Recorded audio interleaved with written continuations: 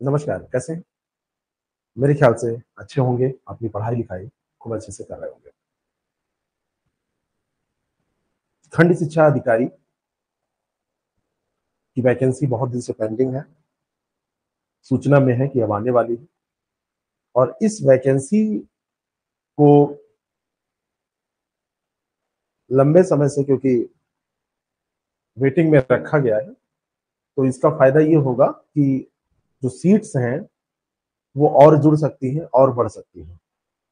क्योंकि अगर तुरंत वैकेंसी एक वैकेंसी भरने के बाद में तुरंत अगली वैकेंसी आ जाती है, तो उसमें जो तत्कालीन वैकेंसी होती है वही जुड़ती हैं। लेकिन अगर थोड़ी सी पेंडेंसी रहती है, थोड़ा सा समय लगता है उसमें, तो अन्य वैकेंसीज भी उसमें जुड़ने के चांसेस होते हैं, जुड़ जाती है, वैकेंसी की संख्या जो है वो बढ़ जाती है। अब खंड शिक्षा अधिकारी के मामले में एक चीज ये तो निश्चित हो गया है कि जब भी वैकेंसी आएगी तो थोड़ी सी संख्या ज्यादा होगी। और दूसरी चीज पहले से निश्चित है कि वैकेंसी जब भी आए, आपको तैयारी तो पहले ही करनी पड़ेगी। ऐसा नहीं हो सकता है कि आप तैयारी बाद में कर लें, जैसे वैकेंसी आएगी आप तैयारी शुरू करेंगे और एग्जामिनेशन आने तक तैयारी आप कर लेंगे। ऐसा ऐसा नहीं होता है। इतना कम समय में आप तैयार नहीं कर सकते। यानी कि तैयारी आपको पहले ही करनी पड़ेगी जब भी आप कर रहे हैं। अब जिनकी तैयारी पहले से है, काफी पहले से, जिन्होंने बहुत कुछ पढ़ रखा है, तो उनके लिए ठीक है, वो कम समय में रिवीजन करके कर सकते हैं। लेकिन जिन्होंने अभी जीएस नहीं पढ़ा है, उस स्तर की तैयारी उनकी नहीं है, तो उनको अभी से तैयार करना पड़ेगा। और ये ध्यान रखना होगा कि रिवीजन का समय भी उनको निकाल के रखना पड़ेगा। तो क्या हमारी कोर्स की रणनीति होगी, कैसे हम कोर्स लेके चलेंगे खंड शिक्षा अधिकारी का, क्योंकि इसमें आप देखेंगे तो प्रीलिम्स और मेंस दो स्तर का एग्जाम होना है। और प्रीलिम्स में और मेंस में दोनों में जो जीएस का सिलेबस है वो सिलेबस तो कॉमन है।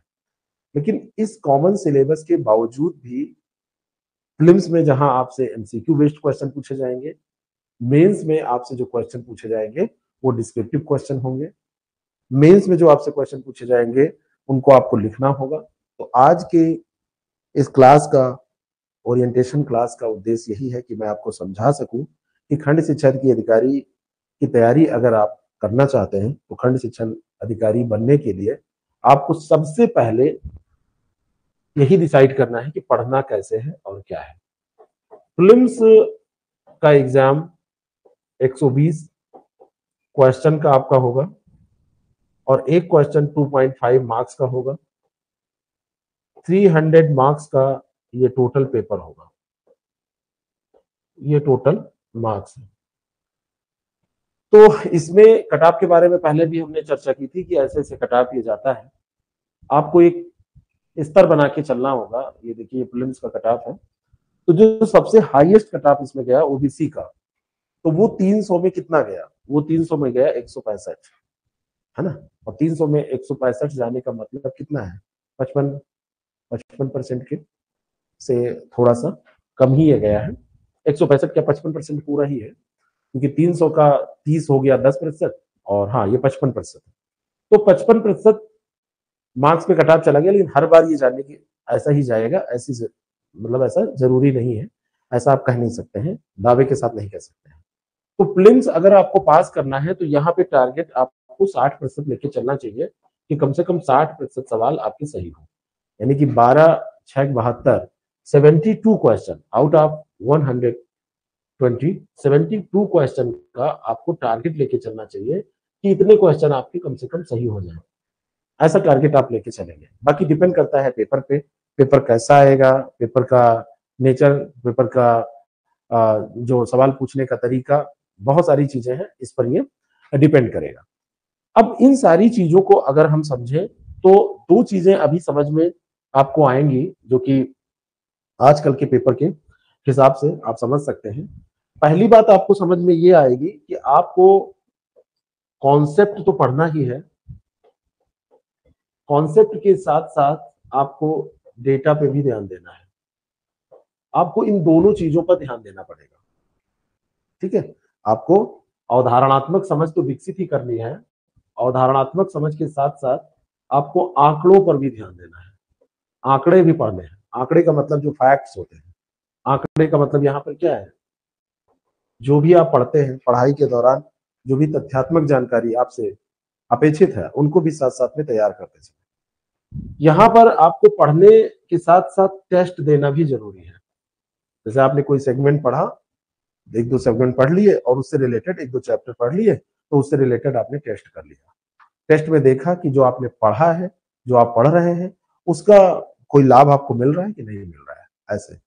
और क्योंकि यही सेम सिलेबस आपकी मुख्य परीक्षा में भी है, ये प्रारंभिक परीक्षा का सिलेबस है और ये मुख्य परीक्षा का सिलेबस है, ये कुछ टॉपिक्स को छोड़ दिया जाए जो कि प्रीलिम्स में ज्यादा है, जैसे यहाँ पर सामान्य बौद्धिक और तार्किक क्षमता है, मैथ्स है, इसको निकाल दिया जाए तो बाकी लगभग सारा का सारा सिलेबस आपका, समझ रहे हैं, मुख्य परीक्षा का और प्रीलिम्स परीक्षा का सेम है, एक समान सिलेबस है। अब इन दोनों सिलेबस में आपको काम क्या करना है, जब आप प्रीलिम्स पढ़ रहे हैं तो एमसीक्यू की तैयारी कर रहे हैं, साथ साथ में जब आप मेंस पढ़ें तो क्या करना पड़ेगा, एक्स्ट्रा एक्स्ट्रा कुछ नहीं करना है, क्योंकि क्लास में आपको पढ़ाया गया उसी को लिखने का प्रयास करना है, उसको लिख के तैयार करने का प्रयास करना है। तो हम लोगों की कोशिश ये रहेगी कि साथ साथ में हम आंसर राइटिंग भी करते चले, साथ साथ में हम चीजों को इस तरीके से पढ़ते चले कि आपने जो पढ़ा प्रीलिम्स में उसको आप लिख भी ले रहे हैं और एमसीक्यू बेस्ड क्वेश्चन भी उस पर कर ले रहे हैं। दूसरी चीज है, अगर मेंस के पाठ्यक्रम को देखें और अभी समय है, आपको यही एग्जाम देना है, दूसरा एग्जाम आपके टारगेट में नहीं है, मान लो कोई दूसरा एग्जाम है तब तो आप उस एग्जाम पे फोकस करेंगे, लेकिन अगर यही एग्जाम आपको तैयार करना है, बाकी कोई एग्जाम से वास्ता आपका नहीं है किसी एग्जाम से, तो आप मुख्य परीक्षा की कुछ चीजों को और साथ लेके चल सकते हैं। मुख्य परीक्षा में 2 पेपर आपके होते हैं, मेन एग्जाम में, मेंस में 2 पेपर होते हैं। एक आपका जीएस का पेपर मैंने आपको बताया, ये डिस्क्रिप्टिव पेपर होता है, और इस डिस्क्रिप्टिव पेपर में एक चीज और आपको ख्याल रखनी है कि इसमें 40 सवाल पूछे जाते हैं। 10 सवाल आपसे 125 शब्द, 10 सवाल 50 शब्द, और आपसे 20 सवाल 25 शब्दों वाले पूछे जाते हैं। टोटल 40 सवाल पूछे जाते हैं। तो इन 40 सवालों को लिखने के लिए आपको हर एक 25 शब्द, 50 शब्द और 125 शब्द, हर एक क्वेश्चन के लिए अलग अलग तरीके से प्रयास करना पड़ेगा। जैसे जो छोटे सवाल है 25 शब्दों वाले, तो उसमें तो आपको बिल्कुल टू द पॉइंट लिखना है, आप उसमें भटकाव होना ही नहीं चाहिए, भटक सकते ही नहीं है। 50 शब्दों में भी टू द पॉइंट ही लिखना है। 125 शब्द भी भटकने के लिए तो बिल्कुल नहीं है। 125 वाले शब्दों वाले प्रश्नों में भी आपको क्या करना है, वहां पे भी बिल्कुल टू द पॉइंट लिखना है। और टू द पॉइंट आप तभी लिख पाते हैं, देखिए इसमें कोई बहुत लॉन्ग क्वेश्चन कोई नहीं है, तो टू द पॉइंट आप तभी लिख पाते हैं जब आपका कॉन्सेप्ट क्लियर होता है, जब आपको आंकड़े जो आपने तैयार किए हैं वो याद होते हैं। ऐसा नहीं है कि आप जोड़ दे दिमाग पे कि अब वो क्या था, तो इतना समय नहीं होता है कि नंबर ऑफ क्वेश्चन ठीक है, काफी मात्रा में है। 3 घंटे के पेपर में 40 क्वेश्चन करने हैं, शब्दों की संख्या ही अगर आप जोड़ देंगे तो 10 क्वेश्चन 150, 125 शब्दों के तो 1250 ये हो गया, 500 वो वाला हो गया, 250 ये हो गया, तो 2000 शब्द के आसपास आपको लिखना है। तो 2000 शब्दों के आसपास लिखना इतना आसान नहीं है 3 घंटे में। और दूसरी चीज, यहाँ पर एक पेपर आपका होता है निबंध, हिंदी व निबंध का। हिंदी और निबंध का पेपर भी आपका यहाँ पर देखेंगे तो 200 अंकों का ही होता है। देखिए ये सामान्य अध्ययन का पाठ्यक्रम है, ये आपका 200 अंकों का है, और दूसरा आपका पाठ्यक्रम जो यहाँ पर दिया हुआ है वो निबंध का देखिए पाठ्यक्रम है। तो निबंध के पाठ्यक्रम को यहाँ पर इन्होंने देखिए 100 अंकों का ये दिया है, और हिंदी का पाठ्यक्रम ये 100 अंकों का। तो सामान्य, हिंदी और निबंध ये दोनों एक ही में आपसे पूछे जाते हैं, और दोनों को एक ही में पूछने का मतलब है कि आपकी स्पीड यहाँ भी ठीक ठाक होनी चाहिए, क्योंकि 2 तो निबंध आपको लिखने हैं। देखिए समय यहाँ पर देखेंगे तो यहाँ पर समय 3 ही घंटे का है, इतना यहाँ पर ये काम करना है और ये निबंध आपको लिखने हैं। स्पीड यहाँ पे भी ठीक ठाक आपको चाहिए, बिना स्पीड के काम यहाँ पर भी नहीं होगा। एक क्वेश्चन आपसे गद्यांश का पूछा जाता है, इसी क्वेश्चन को करने में अगर आपकी अच्छी प्रैक्टिस नहीं होगी तो आप मान के चलिए कि आपको कम से कम 35 मिनट 40 मिनट इसमें लग जाएगा। अब आप टाइम कैसे मैनेज करेंगे? तो यहाँ पर आपको बार बार प्रैक्टिस करके स्पीड अपनी सुधारनी है। यहाँ पर आप देखेंगे शासकीय और अर्धशासकीय पत्र, कार्यालय आदेश, ज्ञापन, सूचना, प्रेस विज्ञप्ति, परिपत्र, इनमें से एक कोई आपको दिया जाएगा। इसमें भी अगर आपकी बिल्कुल ठोस तैयारी नहीं है, गलती हो जाएगी तो 0 नंबर मिलने के चांसेस होते हैं।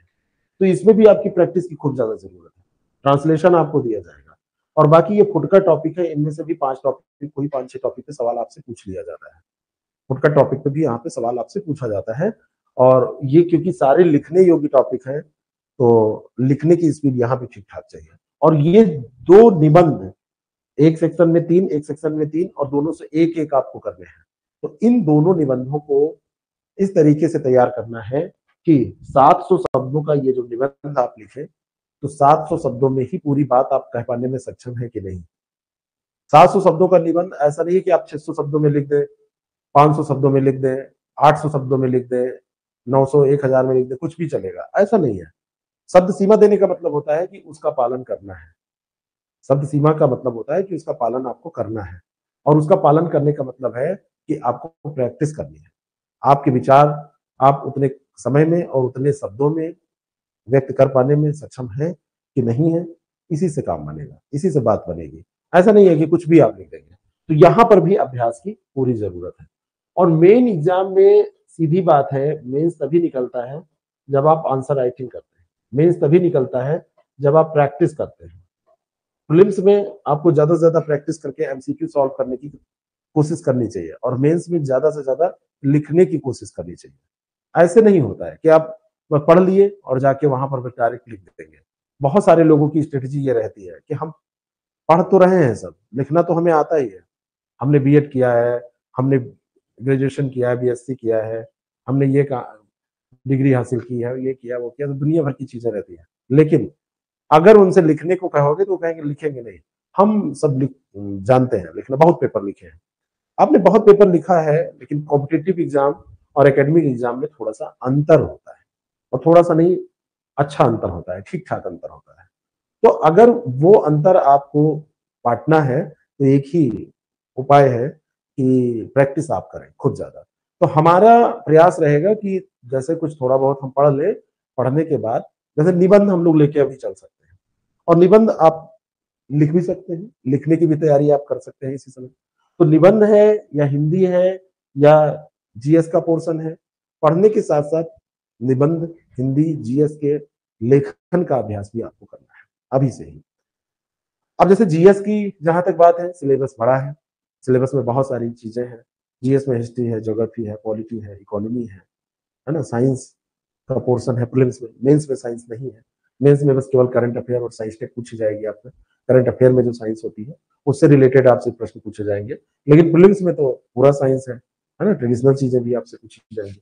तो इन चीजों को कैसे लेके हम साथ में चलेंगे, तो जीएस में जो चीजें दोनों के लिए इंपॉर्टेंट है वहां पर हम आंसर राइटिंग कर ले, है ना। और मेंस में जैसे कुछ चीजें हैं जो हम साथ लेके चल सकते हैं, जैसे निबंध है, तो निबंध को हम साथ लेके चल सकते हैं, है ना। निबंध के साथ साथ हम इसके कुछ पोर्शन, जैसे ये अपठित गद्यांश है, शासकीय अशासकीय पत्र, इन सारी चीजों, पत्र लेखन वाला पूरा पोर्शन है, इनको साथ लेके चल सकते हैं। कुछ ग्रामर के पोर्शन है जिनको हम देख सकते हैं, थोड़ा बाद में देख सकते हैं, कोई जरूरी नहीं कि इसी समय देखें। तो इन चीजों को आपको कुल मिला के मैनेज करके चलना ही पड़ेगा।